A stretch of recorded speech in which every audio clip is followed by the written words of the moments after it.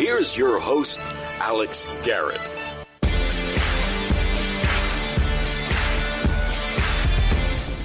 And welcome inside to Alex Garrett Podcasting. More thoughts from the road. Firstly, my first thought is prayers to Aaron Boone, the Yankee manager who, by the way, has led the Yankees to, on a regular year, to 100-plus win seasons. 2 straight, by the way, 18 and 19. And unfortunately, last year with the 60 game, he couldn't get back to 100, but he did get the Yanks back to the playoffs. Obviously, his pacemaker surgery is concerning, but thankfully it went well. He is recovering, and we pray for him. Apparently, he had this issue since 2008. He had a heart, I think they said open heart. I could be wrong, but 08. And so about 12 years later, he's needed this at a time when the Yanks are in spring training. And we just, here at Alex Garrett Podcasting, send our prayers to Aaron Boone and the Yankee organization as they are dealing with this. It's one thing to deal with COVID. It's another thing to deal with the heart. One of the underlying is heart condition. So for Boone to get this amidst the pandemic, I pray for him, and I think it's going to help him in the long run with this new pacemaker. So prayers to him for that. Now, there is a story brewing in North Carolina and in Congress that's almost parallel to Andrew Cuomo and his allegations that just seem to be adding up against him here in New York. I mean, look, Cuomo utilized clearly his power that he was gaining to be the king of the world and of the nation, really, during that time. The problem is, for him anyway, that people were starting to open up about how much power he wanted to have. He felt he could rewrite and cover up COVID deaths in the nursing home. He felt he could tell any woman he wanted, hey, ever do this with someone, ever play strip poker. I mean, all this stuff, you ask yourself, why did he say it? So as calls for him to resign are happening, I have a more... See, this next story hits home more, because Madison Cawthorn is this 24-year-old Republican in a wheelchair. And I feel I have to talk about this for a minute. Because as someone who is classified as disabled, I don't feel it, but classified as it, I take issue with something that's come out this week. That Madison Cawthorn lied about the crash that left him disabled and in a wheelchair. He lied about it.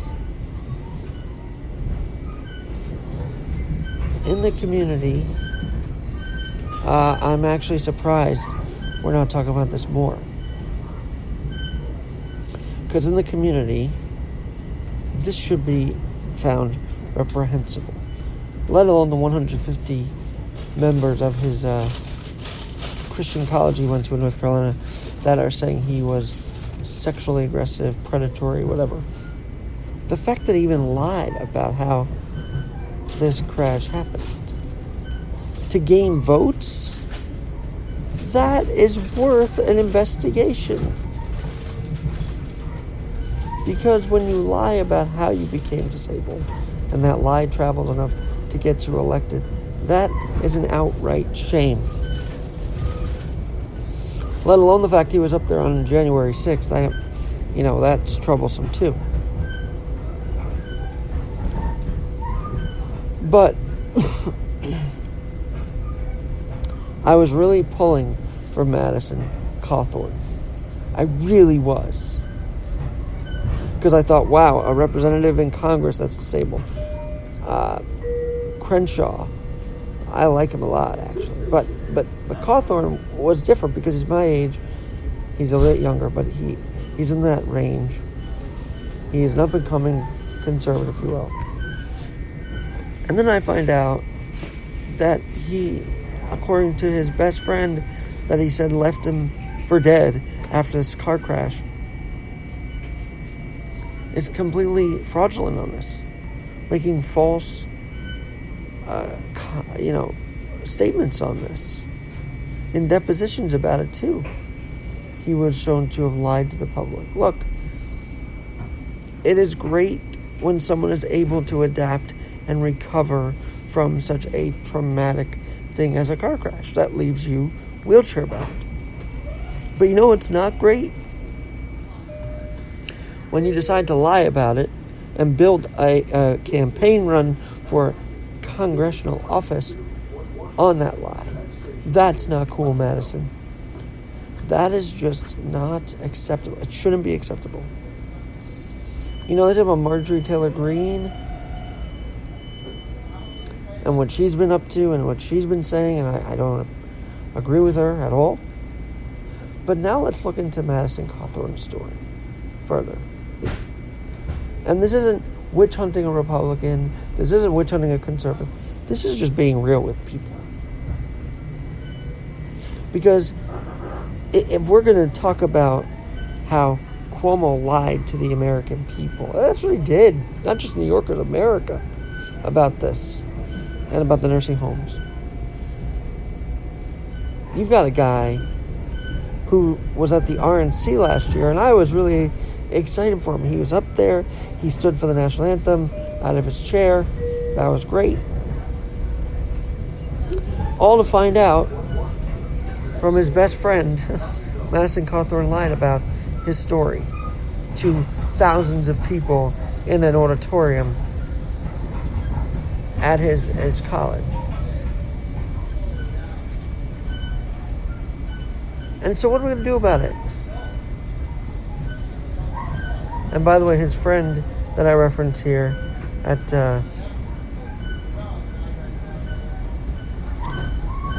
in this story, Bradley Ledford, told the newspaper, Washington Post,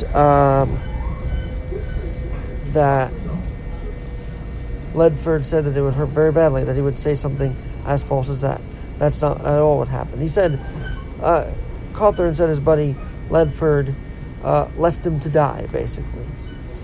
I pulled him out of the car the second I was able to get out of the car. Okay. So, a takeaway for me in this is that if you want to build up a congressional run, do it right. If you want to truly represent the disabled community, do it right. Don't fabricate. Don't lie. And for Congress, now that we know that he's built this campaign, this congressional run on a lie, we've got to do something about it. Congress has to do something about it. It's not about sticking with their own. Look, now we're seeing the Democrats not stick with Cuomo, right? It's fascinating. We've got assemblymen that are Democrats calling for the resignation of Cuomo. We've got Letitia James coming hard against Cuomo, keeping him held accountable. So that whole unity on the left side of things is dissipating because they're holding him accountable now, which is what's been needed. But I say, if we are going to hammer down on Cuomo, Cawthorn is the other story this week that I've been tracking that's been really disturbing me. Because Madison Cawthorn went into Congress as this heroic disabled man that survived a car crash, a car wreck, only to be found out to be lying about it. We don't want liars leading the country. We want the truth at all levels of government. So let's get there. And it starts by weeding out the lies to begin with. And as a disabled community, it took, many 150 people to say we don't want him to be elected to Congress because of what he did at his college in Virginia. But I look at it deeper. Allegations against him are one thing, but to now say, yeah, Madison Cawthorn fabricated his whole story, that hurts. That hurts. Because, you should never lie about being a vet. You should never lie about your disability. Be truthful with it. And Madison Cawthorn, come clean and say you lied, and the truth will set you free. That's all for now. That's what I want to get off my brain, if you will. I'm going to post this link. Cawthorn lied about his car crash. And that's not something to scoff at.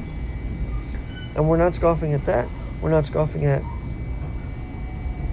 what Cuomo did and how he underwrote just to hide from the Justice Department and tweets from Trump. Are you kidding me? Horrendous, really. But that's all for now. I'm hopeful things can get right. That congressional leaders and leaders in government that maybe shouldn't be there anymore get either voted out or be asked to resign. Simple as that. I'm Alex Garrett. Alex Garrett Podcasting. We'll talk to you soon.